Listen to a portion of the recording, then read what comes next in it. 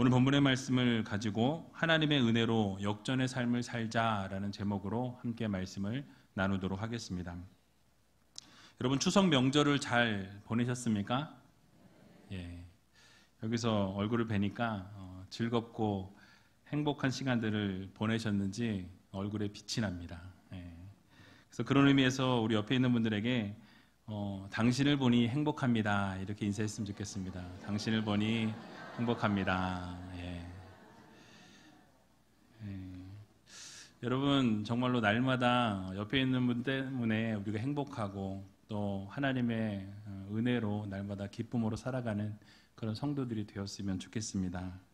오늘 본문은 바울이 우리의 삶에 고난과 어려움이 있을 때라도 하나님의 은혜가 우리의 삶 속에 임하게 되면 하나님의 그 높으신 사랑과 은혜가 우리의 삶 속에 임재하게 될 때에 인생의 역전이 일어나게 된다라는 것을 우리들에게 강조하고 있습니다.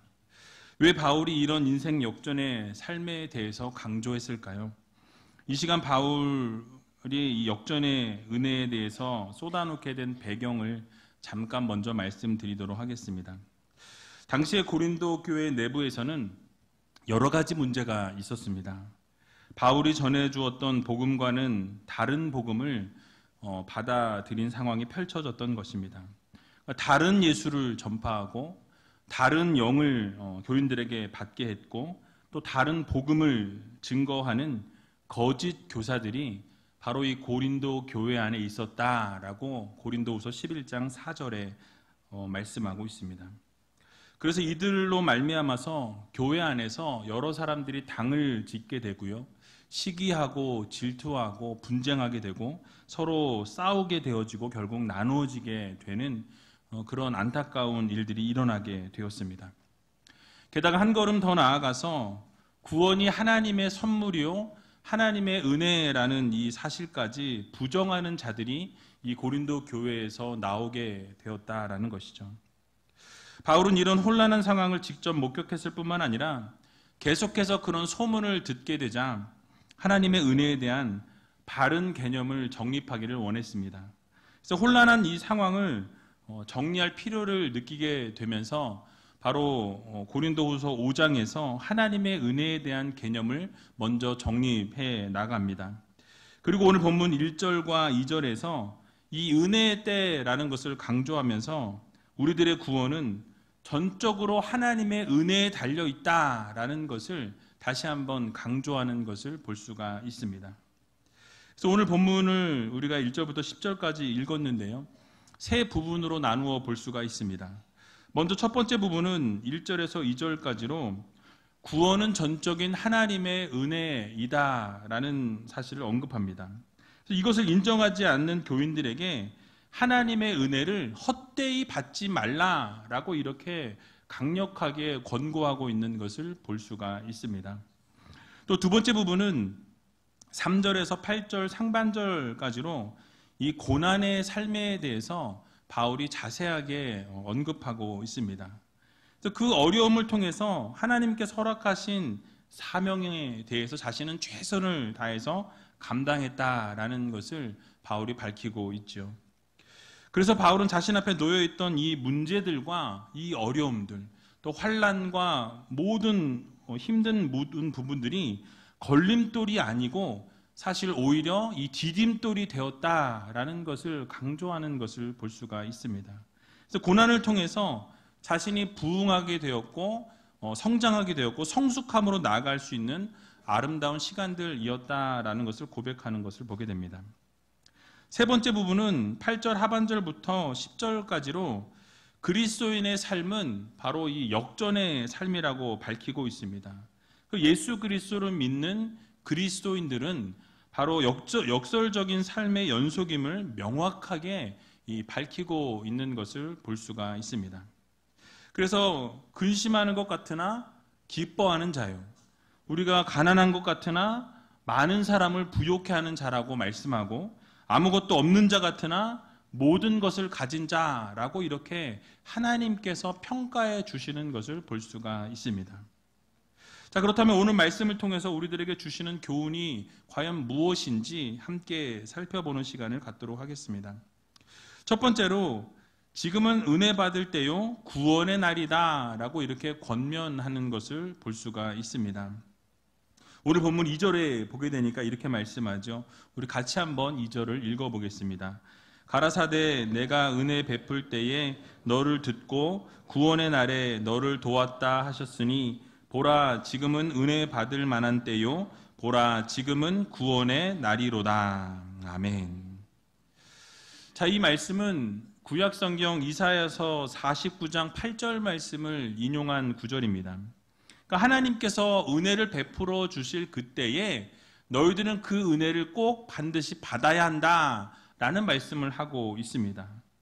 즉 하나님께서 구원의 은혜를 베풀어 주실 때에 예수 그리스도를 통해서 우리들에게 주시는 구원을 주시겠다 말씀하시면 그 은혜를 어떻게 해라? 받아 누려라 라고 말씀하고 있는 거예요. 다시 말씀드리면 바울이 강조하기 원했던 것은 하나님께서 은혜로 인간들을 구원하시는 때가 도래하였다라는 것을 강조하면서 당장에 그 은혜를 받지 않으면 그 구원의 기회가 사라질 수 있음을 그들에게 알려주고 있는 것입니다. 왜냐하면 주님께서 재림하실 날이 얼마 남지 않았고 이 재림하신 이후에는 구원의 기회가 사라지게 되고 다시는 그 기회가 없기 때문에 그렇습니다. 누가복음 12장 40절의 말씀도 보게 되면 이렇게 말씀합니다. 이러므로 너희도 예비하고 있으나 생각지 않은 때에 인자가 오리라 하시니라 라고 말씀합니다. 바로 우리가 예비하고 있지 않으면 생각지 않은 때에 주님께서 재림하신다라는 예고를 우리들에게 말씀하고 있는 것입니다. 그래서 예수 그리스도의 재림이 언제 있을지 알 수 없지만 우리는 생각지 않을 때 오실 것을 대비하여서 기도하고 준비하는 성도들이 되어야 한다라는 것을 우리들에게 교훈하고 있는 것입니다. 또 데살로니가서 5장 2절에도 보게 되면 주의 날이 밤에 도적같이 이를 줄을 너희 자신이 자세히 알미라 라고 말씀하고 있습니다. 무엇을 말씀하고 있습니까? 각 개인이 종말이 생각지 않은 때에 도둑같이 이르게 될 것이다 라고 말씀합니다. 예상치 못할 때에 우리의 마지막이 이르게 될 것이라고 우리들에게 성경은 말씀하고 있는 것이죠. 그래서 언제 재림이 있을지 알 수 없기 때문에 우리는 늘 준비하고 깨어 기도하는 성도들이 되어야 한다는 것을 바울은 우리들에게 강조하고 있는 것입니다. 또 마태복음 24장 36절을 보게 되면 이렇게 말씀합니다. 그러나 그 날과 그때는 아무도 모르나니 하늘의 천사들도 아들도 모르고 오직 아버지만 아시느니라 라고 말씀합니다. 여러분 무엇입니까? 마지막 때, 즉 예수 그리스도의 그 재림은 천사도 모르고 아들도 모르고 오직 아버지 하나님만 아신다라고 성경은 우리들에게 교훈해주고 있는 것입니다. 그래서 하나님 아버지만 아시기 때문에 정확하진 않지만 그때가 가까이 왔고 그래서 우리는 그때를 준비해야 한다라는 것이죠. 그렇다면 이러한 때에 우리는 무엇을 해야 하겠습니까? 분쟁하고 나누어지고 싸우는 것을 하나님은 원하지 않으신다라는 거예요. 하나님께서는 우리가 기도하기 원하시고 하나님 앞에 예배하기 원하시고 모여서 말씀 듣기 원하시고 복음이 선포될 때 은혜 받기 원하신다라는 것을 여러분 모두 믿으시기 바랍니다. 지금은 은혜 받을 만한 때요. 지금은 구원의 날이라는 사실을 여러분 모두 기억하시기 바랍니다. 그러므로 우리 모두는 이 세상의 것에 욕심을 내고 또 이 세상의 것에 집중할 것이 아니라 은혜 받는 것에 집중할 수 있는 여러분들이 되시기 바랍니다. 은혜 받기 위해서 최선을 다하는 삶을 살아가는 성도들이 되어야 한다는 거예요. 그래서 우리는 재림의 날이 오기 전에 회개하고 철저하게 복음을 받아들여야 합니다. 그리고 그 복음을 증거하기 위해서 최선의 노력을 다하는 성도들이 되어야 한다라는 말씀이에요. 여러분 우리가 예비신자를 품었습니다. 그 예비신자들을 위해서 지금 기도하고 계시리라 저는 믿습니다. 근데 기도하는 것으로 끝날 것이 아니라 그 복음을 증거하기 위해서 그 영혼을 하나님께서 책임져 주시기 위해서 여러분 끝까지 붙들고 기도하고 그를 위해서 계속해서 최선을 다하고 복음을 증거할 때에 하나님께서 그 영혼이 돌아오는 놀라운 기적의 역사를 이루어 주신다는 사실을 여러분 모두 믿으시기 바랍니다. 그래서 우리가 그 구원의 소식을 날마다 증거해야 한다라는 거예요. 그 영혼을 붙들고 그 영혼들을 위해서 기도하는 성도들이 되어야 한다라는 것입니다. 그리고 우리도 은혜 받는 일에 대해서 게을러서는 안 된다라는 말씀이에요. 기도의 자리에 더욱 나오시기 바랍니다. 찬양하는 자리에 더 나오시기 바랍니다. 말씀이 선포되는 자리에 더 나오시기 바랍니다. 예배를 더욱더 사모하시기 바랍니다. 하나님께서 놀라운 은혜와 사랑으로 여러분들 예배 가운데, 말씀 가운데, 기도 가운데, 찬양 가운데 하나님께서 부어주신다라는 이 사실을 여러분들 모두 믿으시기 바랍니다. 은혜를 베풀어 주실 때 감사함으로 받고 은혜를 누리고 또 구원에 감사할 수 있는 귀한 우이제일교회 모든 성도님들이 다 되시길 주님의 이름으로 간절히 축원을 드립니다. 두 번째로는 하나님의 일꾼으로서 받는 고난에 대해서 언급하고 있는 것을 보게 됩니다. 바울은 4절과 5절에서 사도로서 여러 가지 시련들을 견뎌나가는 것이 바로 외적인 자질들이라고 강조하고 있습니다. 또 동시에 6절과 7절에서는 이 사도의 직분을 이행하는 동안 필요한 내적인 자질들에 대해서 언급하고 있습니다. 우리는 교회 안에서 하나님의 일꾼이라 또는 우리는 성도라라고 이렇게 칭하게 되죠. 그런데 성도의 권리는 우리가 누리려고 하지만 이 성도의 의무는 다하지 않으려고 하는 모습들이 우리 가운데 있다라는 것입니다. 즉 은혜와 복을 누리기는 우리가 상당히 원하지만 예수 그리스도께서 받은 그 고난은 피하려고 할 때가 너무나 많이 있다라는 것이죠. 그러나 우리가 진정한 그리스도의 군사로 일꾼으로 살아가기 원한다면 우리가 하나님의 영광을 위해서 우리가 고난을 받을 줄 아는 그 고난 가운데 거할 수 있는 믿음의 성도들이 되어야 한다라는 사실을 여러분들 모두 기억하시기 바랍니다. 그래서 바울이 이야기했던 고난들을 간단하게 살펴보면 이렇습니다. 많이 견디는 것을 이야기하고 있어요. 즉 인내를 말씀하고 있습니다. 이 견디는 것에 대한 구체적인 예를 9가지 들어 설명하는데요. 이 4절과 5절을 보게 되니까 환난과 궁핍과 곤란과 매맞음과 갇힘과 요란한 것과 수고로움과 자지 못함과 먹지 못함에 대해서 예를 들어서 설명합니다. 바울이 이러한 여러 가지 이 시련을 견뎌 나가는 것은 자신을 위해서 이런 것들을 견뎌낸 것이 아니었다라는 거예요. 바로 하나님의 영광을 위해서 이 모든 시련과 어려움을 이 환난을 견뎌내었다라는 것입니다. 오직 예수 그리스도의 복음을 위해서 이 환난을 당했고 궁핍함과 곤란함을 당했다라는 것입니다. 그래서 앞에 말한 이 환난과 궁핍과 곤란 이 세 가지는 일반적인 시련을 말합니다. 즉 우리가 살아가면서 당하게 되는 그 시련을 말씀하고 있는 거예요. 예수를 믿다 보면 우리는 환난을 당합니다. 이 환난은 육체적인 환난, 또 영적인 환난, 정신적인 환난, 이런 압박을 받는 체험들을 말하고 있어요. 또 궁핍이라는 것은 역경이 끊임없이 닥쳐오는 상황 가운데서 겪는 고통을 바로 궁핍이라고 이야기합니다. 또 곤란이라는 것은 좌절을 강요하는 극한 상황을 말합니다. 그래서 이러한 일반적인 시련이 우리의 삶 가운데 날마다 있다라는 거예요. 환난을 당하고 궁핍을 당하고 곤란을 당하는 이런 삶이 늘 우리 곁에 있다라는 것이죠. 늘 우리가 믿음 생활하다 보면 체험하게 되는 시련들입니다. 또 그리고 바울은 다른 사람들에 의해서 직접적으로 육체에 가해지는 핍박에 대해서 세 가지를 그 다음에 언급합니다. 5절에 언급하고 있는데요. 바로 매맞음과 갇힘과 요란한 것이라고 표현하고 있습니다. 이런 물리적인 핍박은 그 당시 믿는 사람들에게 주어지는 핍박이었습니다. 이 핍박은 오늘에도 사실 여전히 존재하고 있습니다. 우리나라에는 뭐 그렇게 어려움들이 없지만 이 무슬림 지역 같은 곳에서는 예수를 믿는 것 때문에 환난을 당하고 매를 맞고 갇힘을 당하는 일들이 비일비재하게 오늘 이 순간에도 이 시간에도 일어나고 있다라는 사실입니다.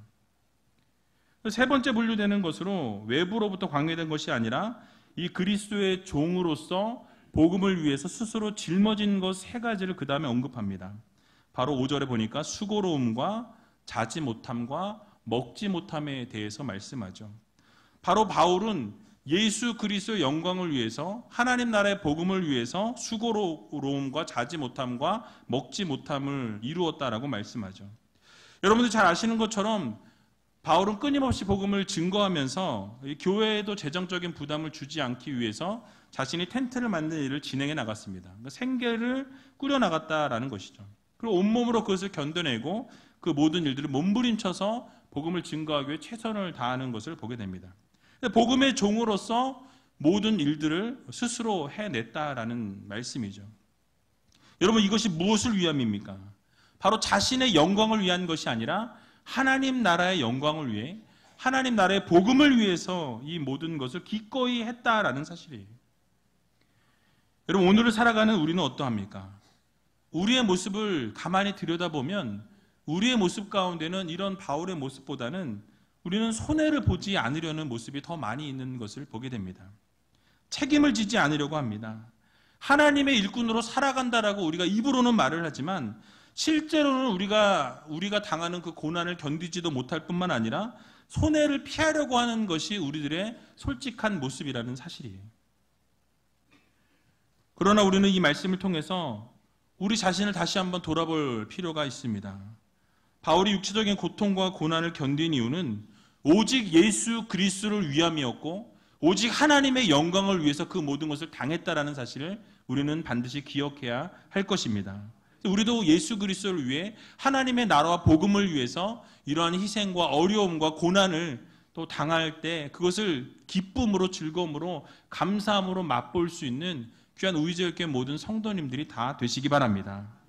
이와 동시에 사도의 직분을 이행하던 바울이 가져야 할 이 내적인 자질들에 대해서 이야기하는데요.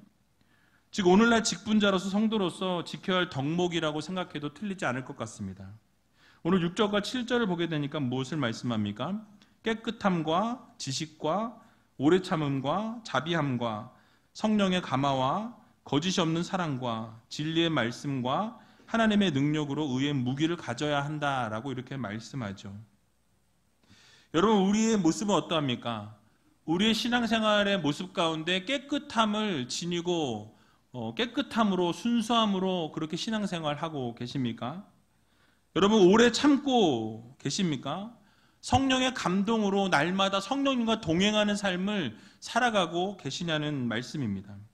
거짓 없는 사랑을 매일매일 살아가면서 실천하고 계십니까?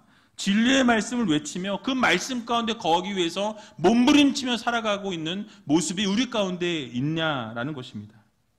그리고 하나님의 능력으로 무장하면서 살아가고 계십니까? 사실 우리는 이러한 모든 말씀을 지키지 못할 때가 참 많이 있는 것을 보게 됩니다. 설교하는 저 역시도 이러한 모습으로 살아가지 못할 때가 더 많이 있는 것을 볼 수가 있습니다. 그러나 우리가 이 모든 것을 다 지키지 못하고 행하지 못할지라도 이러한 삶을 살기 위해서 노력하고 몸부림치는 모습을 하나님 앞에 올려드릴 때에 하나님께서는 그 모습을 보시고 기뻐하신다라는 사실을 우리는 기억해야 할 것입니다. 그래서 우리가 이러한 삶을 살아가기 위해서 하나님의 영광과 하나님의 나라를 위해서 최선을 다하고 몸을 바치고 노력하고 고생하는 귀한 우이제일교회 모든 성도님들이 다 되시길 주님의 이름으로 간절히 축원을 드립니다. 마지막 세 번째로는 결국 예수 그리스도를 믿는 성도들은 역설적인 삶을 살아야 한다라는 것을 강조하고 있는 것을 보게 됩니다. 바로 8절 하반절부터 10절까지를 보게 되면 이렇게 말씀하죠. 우리 같이 한번 읽어보도록 하겠습니다. 속이는 자 같으나 참되고 무명한 자 같으나 유명한 자요 죽은 자 같으나 보라 우리가 살고 징계를 받는 자 같으나 죽임을 당하지 아니하고 근심하는 자 같으나 항상 기뻐하고 가난한 자 같으나 많은 사람을 부요하게 하고 아무것도 없는 자 같으나 모든 것을 가진 자로다. 아멘. 자, 앞에서 언급하고 있는 부분은 바로 세상의 관점입니다. 근데 뒤에서 언급하고 있는 것은 하나님의 관점이라고 우리가 생각하면 될 것 같아요. 예를 들면 속이는 자 같으나 세상의 관점에서는 우리가 속이는 자처럼 보이지만 하나님의 관점에서 보면 어떻습니까? 바로 참된 사람이다라고 말씀합니다. 세상에서 볼 때는 무명한 자 같지만 하나님이 보실 때는 유명한 사람들이라고 하나님은 우리들에게 말씀하고 있다라는 거예요. 세상에 볼 때는 근심하는 자 같지만 하나님이 보실 때는 항상 기뻐하는 삶을 살아가는 성도들이라고 하나님이 말씀하고 계신다라는 거예요. 아무것도 없는 것 같지만 하나님이 보실 때는 모든 것을 가진 성도들이라고 하나님께서 우리들에게 말씀하고 계신다라는 사실입니다. 여러분, 이 말씀 자체로도 은혜가 되지만 한 가지만 말씀을 드리자면 중요한 것이 있습니다. 바로 세상의 판단이 중요한 것이 아니라 하나님의 판단을 중요하게 여길 줄 아는 성도들이 되어야 한다라는 거예요. 여러분, 우리가 이 세상에서 하나님의 영광을 위해 살다 보면 세상 사람들에게는 우리가 오해를 받을 수도 있습니다. 하나님 나라를 위해서 핍박을 받을 수도 있습니다. 어리석다라고 무능하다라고 손가락질을 받을 수도 있다라는 사실이에요. 그러나 우리는 세상의 인정을 받는 것이 중요한 것이 아니라 하나님께 인정을 받고 예수 그리스도께 인정받는 그런 성도들이 되어야 한다는 사실을 여러분들 모두 믿으시기 바랍니다. 세상 사람들이 보기에는 무능력해 보이고 세상 사람들이 우리를 보기에는 초라해 보이고 세상 사람들이 보기에는 아무것도 없는 것처럼 보이지만 우리는 하나님의 부르심을 따라 하나님이 원하시는 삶을 온전히 살아 올려드리는 성도라는 사실을 여러분 모두 믿으시기 바랍니다. 그렇게 아름다운 사역들을 감당하게 될 때 그것이 진정으로 큰 자요, 그것이 정말로 유명한 자요, 그것이 바로 부유한 자라는 사실을 여러분들 모두 믿으시기 바랍니다. 그렇습니다. 우리의 삶은 근심하는 자 같지만 항상 기뻐하는 자가 되어야 합니다. 가난한 자 같지만 많은 사람들을 부유하게 하는 사람이고 아무것도 없는 자 같지만 모든 것을 가진 자라는 사실을 우리는 잊지 말아야 한다는 사실이에요. 여러분, 이번 한 주간 이 세상 살아갈 때 우리가 근심하는 자 같지만 하나님의 은혜로 저 천국을 소망하면서 기뻐하며 삶을 누리며 살아갈 수 있는 여러분들이 다 되시기 바랍니다. 또 이 세상을 살아가면서 가난한 자 같지만 바로 하나님 나라의 백성으로 많은 사람들을 부욕해 하고 많은 사람들을 기쁘게 할 수 있는 하나님의 자녀라는 사실을 여러분들 잊지 마시기 바랍니다. 이 세상에서 아무것도 없는 사람 같지만 사실은 하나님 나라를 소유하고 있고 저 천국을 가지고 있는 귀한 성도들이라는 사실을 여러분들 모두 기억하시기 바랍니다. 이것이 바로 역전의 삶을 살아가는 성도들이라는 사실이에요. 그러므로 사랑하는 우리제일교회 성도 여러분, 겉으로 보이는 것에 속지 마시기 바랍니다. 우리는 하나님의 은혜로 역전의 삶을 살아가는 성도들이 되어야 합니다. 우리는 오직 하나님 나라를 위해 살고 하나님의 영광을 위해 사는 성도들이 되어야 합니다. 이 세상에서는 우리가 아무것도 없고 인정받지 못하는 것 같지만 우리의 실제적인 삶에 있어서는 하나님 나라를 소유하고 하나님의 백성으로 살아간다라는 이 사실을 여러분들 모두 굳게 믿으시기 바랍니다. 그래서 우리는 가장 큰 것을 소유한 사람들인 거예요. 바로 저 천국을 소유하고 살아가는 하나님의 귀한 백성이라는 이 자부심을 여러분 놓치지 말고 살아갈 수 있는 여러분들이 다 되시기 바랍니다. 특별히 오늘 본문 10절을 거꾸로 생각해 보면 이렇습니다. 바로 세상 사람들의 모습을 묘사하게 되는 것을 보게 돼요. 기뻐하는 자 같으나 항상 근심하고 부한 자 같으나 사실은 가난한 자이고 모든 것을 가진 것 같으나 사실은 아무것도 없는 자들이 바로 세상에 소망을 두고 살아가는 자들의 모습이라는 사실입니다. 그러나 우리 모두는 하나님의 은혜를 소유한 자들입니다. 하나님의 백성입니다. 하나님의 말씀을 붙잡고 살아가는 성도들이라는 이 사실을 여러분 모두 믿으시기 바랍니다. 그래서 우리는 하나님의 은혜 가운데 거하는 백성들임을 여러분 기억하셔서 이번 한 주간 살아갈 때 우리 모두 가슴을 활짝 펴고 힘차게 전진해 나아가면서 하나님의 은혜로 역전의 삶을 살아갈 수 있는 귀한 우이제일교회 모든 성도님들이 다 되시길 주님의 이름으로 간절히 축원을 드립니다.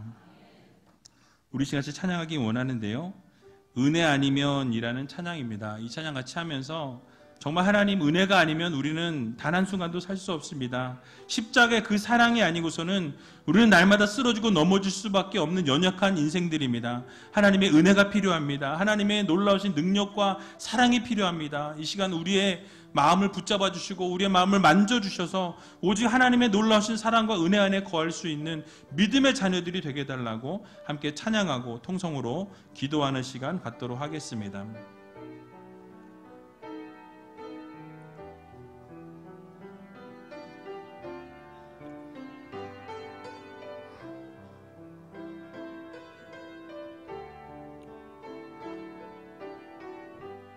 은혜 아니면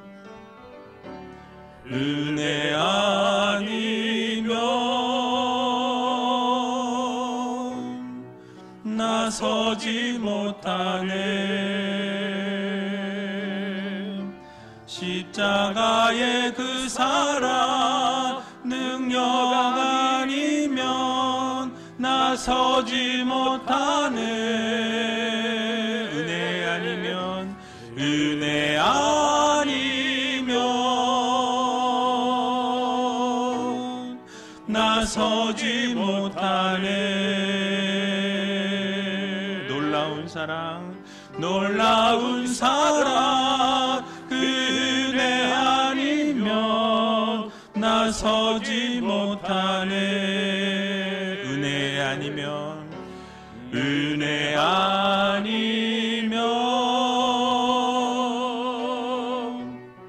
나서지 못하네. 십자가의 그 사랑 능력 아니면 나서지 못하네. 은혜 아니면 나서지 못하네. 놀라운 사랑 그 은혜 아니면 나서지 못하네. 다시 한번 찬양합니다. 은혜 아니면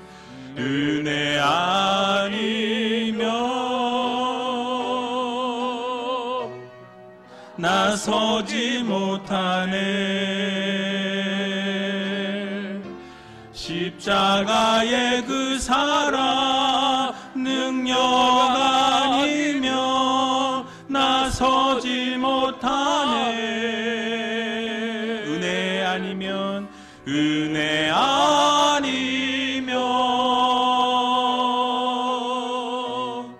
나서지 못하네. 놀라운 사랑 그 은혜 아니면 나서지 못하네.